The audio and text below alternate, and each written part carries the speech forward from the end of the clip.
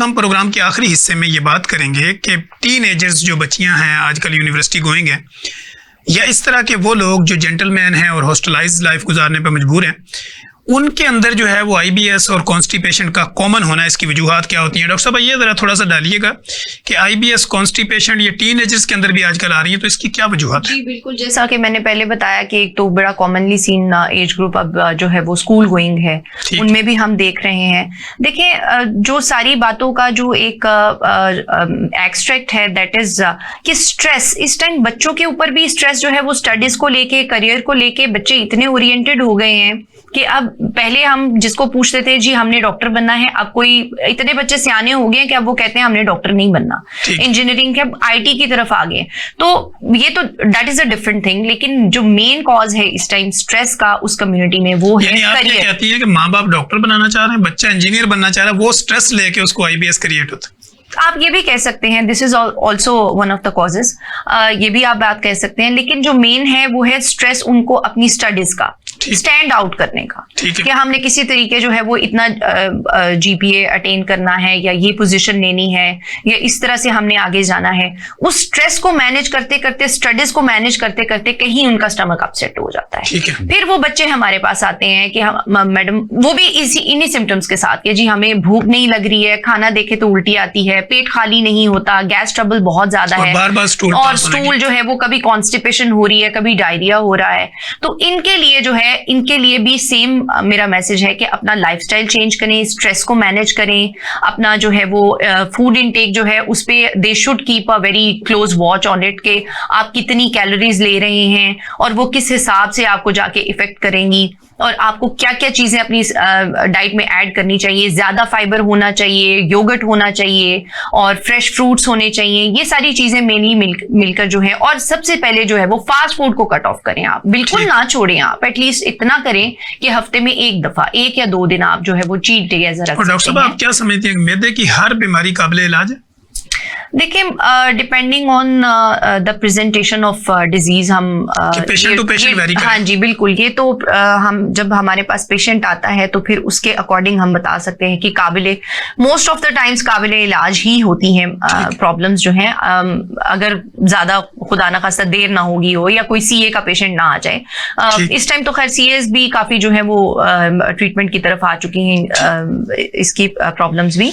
अभी ऐसा है कि जो हमारे पास जो बेसिक चीजें आ रही हैं, एसिडिटी, गर्ड, आईबीएस, आईबीडी, इनको हम काफी बेहतर तरीके से हैंडल कर लेते हैं। और पेशेंट जो है वो अगर कोई मसाइल किसी पेशेंट को होते हैं, मैदे का मसला है, आईबीएस है, आईबीडी है, या एब्डोमिनल कोई भी कैविटी के अंदर पेन है, या इस तरह की कैटेगरीज होती है, तो एक आम लेमैन क्या समझे कि वो कौन से ब्लड टेस्ट करवाए या किस तरह डायग्नोज करे?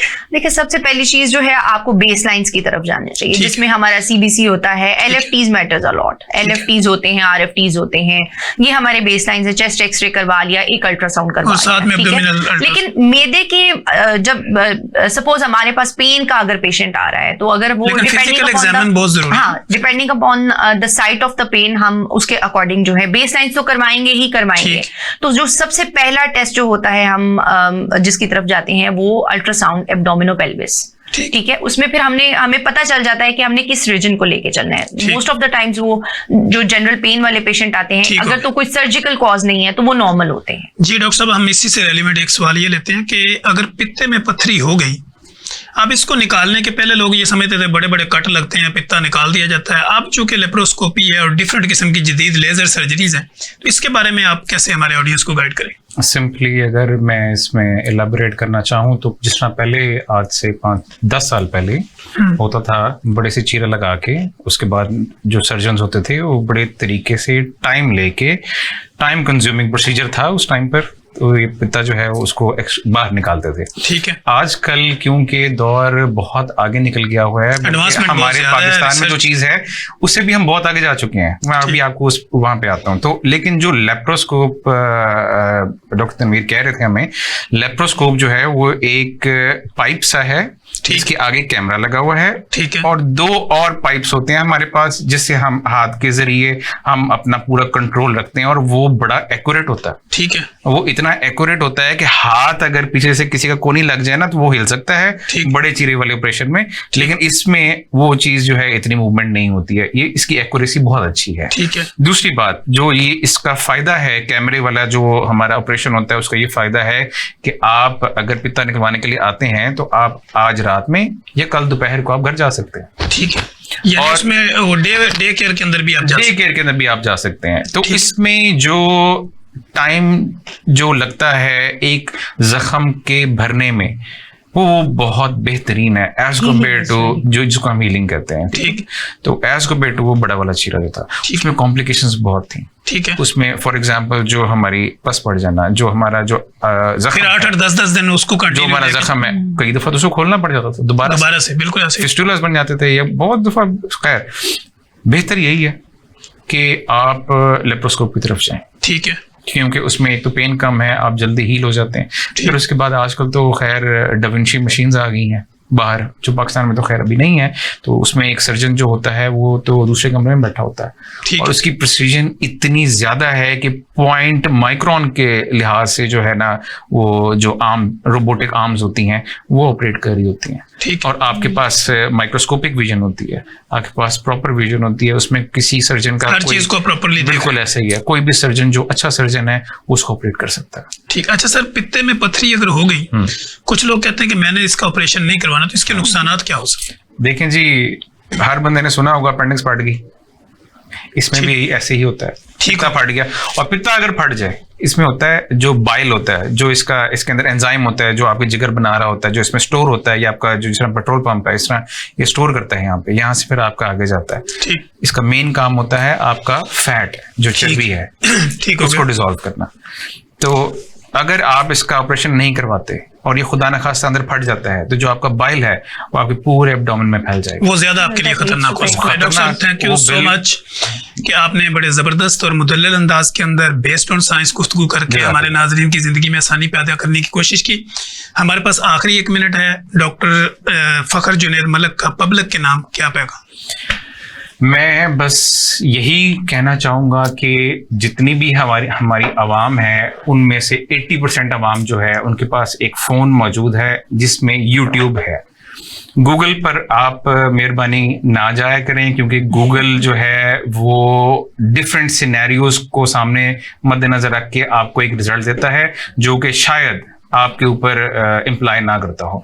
आप यूट्यूब पर जाइए, अपने आप को आप अवेयर करिए कौन से डॉक्टर्स जो हैं उनकी कौन कौन सी फील्ड्स हैं, कौन सी मेडिसिन, सर्जरी, आंखों वाला डॉक्टर, ये सब डॉक्टर्स जो हैं ये किस तरह होते हैं और हमें किस तरह से और किस डॉक्टर के पास किस वक्त जाना चाहिए। और एक आखिरी पैगाम जो अहम पैगाम है वो ये है कि बराए मेहरबानी कोशिश करें कि सेल्फ मेडिकेशन जो अपनी मर्जी से आप मेडिसिन खाते हैं प्लीज इसकी प्रैक्टिस बिल्कुल अपनी लाइफ से खत्म कर। डॉक्टर साहब, थैंक यू सो मच। आपने भी हमारे नाजरीन के लिए काफ़ी आसानियां पैदा की। और डॉक्टर सहर सज्जाद का पब्लिक के नाम क्या पैगाम होगा, और जो पब्लिक हमारा ये प्रोग्राम देखेगी वो डॉक्टर सहर से या डॉक्टर फखर जुनैद से कैसे कांटेक्ट करें? जी, आप सबसे पहले मेरी तरफ से भी बहुत बहुत शुक्रिया मुझे इनवाइट करने का इस प्रोग्राम में। और मेरा मैसेज जो है it is based on today's programme कि आप अपनी लाइफस्टाइल को हेल्दी बनाएं। आप लोग अपनी सेडेंट्री लाइफस्टाइल को, व्हाट इज सेडेंट्री लाइफस्टाइल, आप इनएक्टिव लाइफस्टाइल को जो है वो कट ऑफ कर दें और अपनी जिमिंग की तरफ आएँ, वॉक, जॉग और एक्सरसाइज की तरफ आएँ। हेल्दी फूड लें, फ्रूट्स लें अपनी डाइट में, और जितना आप जो है इन चीज़ों को इन्वॉल्व करेंगे आपकी हेल्थ जो है वो बेटर से बेटर होते जाएगी। और जितना आप इस चीज़ की तरफ से भागेंगे आप ओबीज हो जाएंगे, वेट गेन करेंगे, और वेट गेन करना किसी को भी पसंद नहीं है।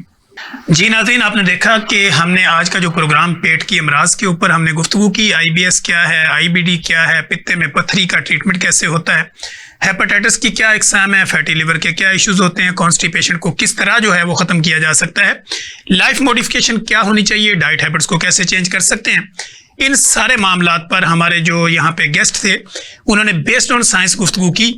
और मुझे पूरी उम्मीद है कि हमारे जितने भी देखने वाले लोग होंगे, जितने भी हमारे नाजरीन हैं, जितनी भी हमारी ऑडियंस है जो कभी भी हमें सुनेगी या सुन रही है, तो वो जब हमारे प्रोग्राम को देखेंगे तो उसके अंदर उनकी काफ़ी क्लैरिटी उनको आ जाएगी। अगर किसी भी तरह की उनको कोई मिसअंडरस्टैंडिंग हो तो वो कमेंट बॉक्स में आके अपना कमेंट करें, अपनी राय का इजहार करें, ताकि हम कोशिश करेंगे कि जब हम नेक्स्ट किसी प्रोग्राम में आएँ तो हम आपके हर उस सवाल का जवाब प्रॉपर तरीके से दें, जिससे आपकी ज़िंदगी में आसानी पैदा हो सके। मुझे, मेरे गेस्ट और मेरी प्रोडक्शन टीम को इजाज़त दीजिए। हम दोबारा एक नए गेस्ट के साथ, नए सवालों जवाब के साथ, नई थ्योरी के साथ, नई मिथ्स को क्लियर करने के साथ हम दोबारा हाजिर होंगे। तब तक के लिए इजाज़त दीजिए। अल्लाह हाफिज़।